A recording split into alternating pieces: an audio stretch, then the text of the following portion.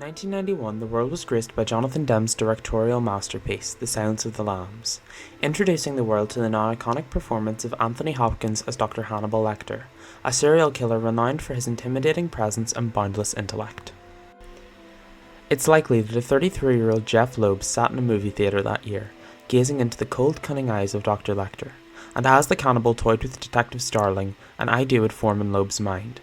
An idea that would blossom into the greatest character reimagining in the history of DC Comics. Calendar Man was introduced in Detective Comics number 259, 8 months after Loeb was born, as a mediocre gimmick villain who themes his crimes around the seasons of the year while wearing a different elaborate costume for each crime and moonlighting as a magician. But it is in his next appearance in Batman 312 that I think really epitomizes the role of the Calendar Man in the Silver Age. The issue opens with the Calendar Man adorned in a ridiculously campy costume of Odin from Norse mythology, being pursued by the equally campy Batman in the comical whirly-bat helicopter. Here it is explained that Calendar Man intends to commit a robbery every day for a week, each coinciding with the namesake of the day. On Monday, he robbed precious stamps from the planetarium in a lunar costume with zero-gravity technology, for Monday being named after the moon. On Tuesday, he robbed Gotham's Museum of Antique Weapons, stealing Ulysses S. Grant's Civil War medals while donned in an outfit befitting the ancient war god Tiw, for which Tuesday is named after. And then this Wednesday, named for Odin, or Woden as he was known, has Calendar Man escaping the Batman's clutches after robbing a museum. The pattern continues the next day with the Van Dyck Art Gallery, with a painting of Thor, the Norse god of thunder, being the target of Calendar Man's obsession. Batman catches him, however, and the two tussle, resulting in Batman sustaining substantial damages thanks to an ultrasonic thunder attack. This leaves Batman bedridden for days, while the villain attacks a wedding on Friday in the name of Frigga and an ecology benefit rally in the name of Saturn on Saturday. On the Sabbath, however, Bruce plucks up the might to confront the villain at the Western Sun Express train, which develops into an on-foot pursuit. A quick costume change, donning the Calendar Man in his iconic calendar cape outfit for the first time. This design will become synonymous with the villain for years. Thanks to some quick thinking from the Caped Crusader, the timely villain is stopped when he is smacked in the head by a railway switching signal, rendering him unconscious and his brief reign of terror over Gotham finished. The campy and silly nature of this one-issue special really highlights how much of a joke Calendar Man was in 1979.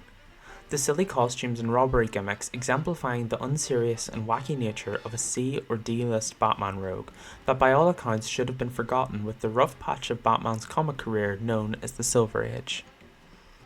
Calendar Man then continued to appear in Batman serials as his campy self. Batman number 384 saw him promising to kill Robin on the first day of spring, however the villain was thwarted by Boy Wonder. It was this comic that confirmed Calendar Man's name, Julian Gregory Day, his first name in reference to the Julian calendar and his middle name in reference to the Gregorian calendar. The trail for Calendar Man then runs cold. Following his brief stint in 1985, Calendar Man was not seen until over a decade later, where the dynamic duo of Tim Sale and Jeff Loeb would completely reimagine the villain for a modern age. Released in 1996 and following through to 1997, Batman The Long Halloween, written by Jeff Loeb and inked by Tim Sale, would become one of the most influential Batman comics of all time, among the Batman Hall of Fame with Year One, Death in the Family, and Dark Knight Returns. The story is tied together by a series of murders linked to the Gotham crime families of Falcone and Maroni. The notable thing about these killings is that they each occur on a holiday. For example, a gang known as the Irish is killed on Thanksgiving, and Carmine Falcone's son Alberto is killed on New Year's. This murderer becomes nicknamed by the tabloids as Holiday or the Holiday Killer, and it is up to the efforts of Batman, Commissioner Gordon, and District Attorney Harvey Dent to solve the mystery. Already, this comic has ties to the world of Hannibal Lecter. The thematic nature of Holiday's killings remind me of the manner in which the victims of James Gum are found in The Silence of the Lambs, with a clear motive by method of murder and victim choice. In The Long Halloween, it is obvious that the murder victims are killed to get back at the crime families of Falcone and Maroni, perhaps the whole high society system itself.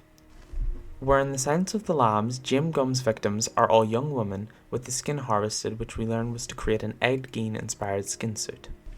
Naturally, Batman is stumped by the curious nature of the murders and the seeming zero leads to any notable suspects, and so when faced with a string of murders so closely themed with dates and holidays, there's only one man he can turn to for advice, Julian Gregory Day.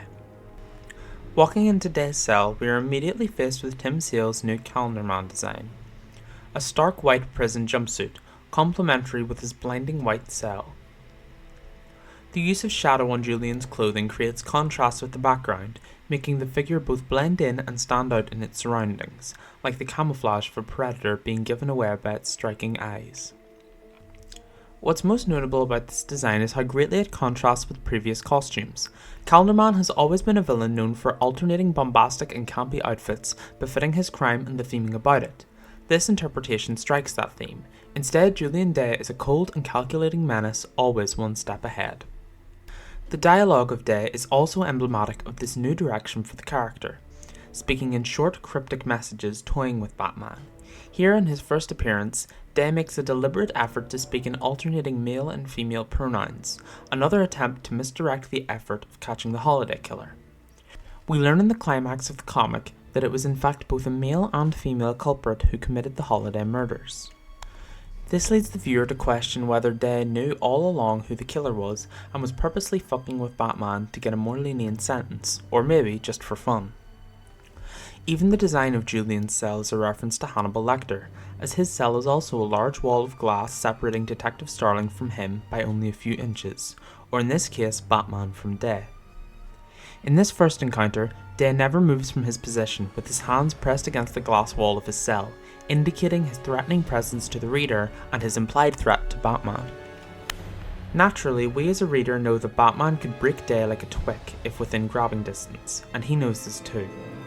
So then why is Day so cocky as to place his hands upon the glass, inviting the Batman into his vicinity, challenging him? Clearly he knows something we don't. In just 2 pages, Sale and Loeb have already established that the Calendar Man we once knew, with all his gimmicks and tricks, is dead, and now all that remains is the cold and callous creature that lies within that Arkham cell. The next time we see Julian, it is a close-up shot of his face. In The Silence of the Lambs, close-up shots were used to increase the tension of the film by placing the audience in Detective Starling's shoes and confronting the Mad Doctor. Here it is used to the same effect, coming face to face with Julian Day just as Batman is, mere inches from his face as we see in the next page. Where the cell had once been adorned with calendar dates, it is now laden with newspaper clippings regarding the identity of the holiday killer. Through the lens that Julian always knew the identity of the holiday killer, it paints the cell decor in new light. Day is toying with Batman, making him think that they're both working to solve the case while Day hides the ace in his hand. Julian then denotes that due to the popularity of the holiday killer, the Calendar Man will soon be forgotten. This introduces a new facet of Day's character, jealousy. While on one hand he withholds information he has to mess with and potentially get a better deal out of the authorities, part of him wants it to be revealed so that he can go back to being the primo date-based murderer. His plea bargain with Batman identifies his willingness to even kill the holiday murderer himself, something we see him attempt in the sequel comic Dark Victory. His final line in this issue, Happy Mother's Day, shows his uncaring nature. He knows someone will die today. It is fated, and yet he doesn't care. He doesn't care how many are killed, so long as he can enjoy his game and achieve his own personal victory. Calendar Man is then seen again, prompting Batman into setting up a trap which discovers the holiday killer is Alberto Falcone. It is telling that Day only permits the saving of a life if it involves his own personal gain. Finally, we see Day as the newborn Two-Face is breaking all the rogues out of Arkham. It is mentioned multiple times in the comic that Harvey Dent was the prosecutor in Julian's case, and so is the direct reason for his incarceration. Here Dent stands, refusing to let Day out, keeping in mind that Harvey just released Joker, Scarecrow and Poison Ivy. For some reason he draws the line at Calendar Man. While yes, he does leave the decision up to a coin flip, the fact that all of the others were released and not him tells me that the others were not left up to chance.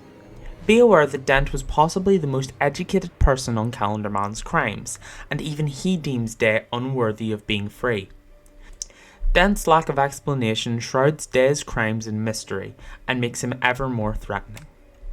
The last we see of Julian Gregory Day is a silhouette shot as Two-Face leaves the cell, arms spread wide and eyes piercing through the shadows. Despite not being let out, it seems that he wanted this, almost like he planned for it.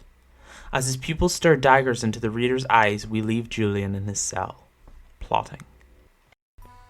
From then on, Julian Day would be changed forever in the eyes of the DC fanbase.